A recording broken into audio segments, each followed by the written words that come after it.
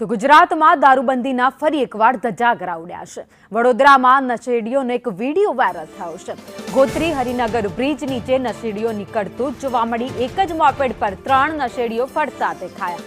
જાહેર માર્ગ પર મોપેડ સરપકાર ફેરવી રહ્યા હતા, જેનો વિડીયો સામે આવ્યો છે। વધુ અપડેટ સાથે સંવાદદાતા કૃણાલ અમારી સાથે જોડાઈ ગયા છે। કૃણાલ, જાહેર રસ્તા ઉપર વડોદરામાં નશેડીઓ બેફામ ફરી રહ્યા છે।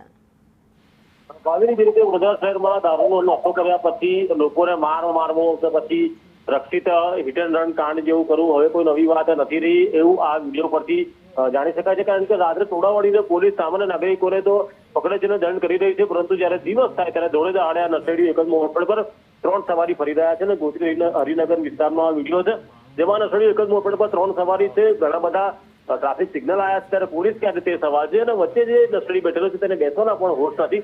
અને આ વિડીયો બતાવે છે કે ગુજરાતમાં દારૂબંધી છે, પરંતુ તેનો અમલ થતો નથી। આભાર માહિતી માટે।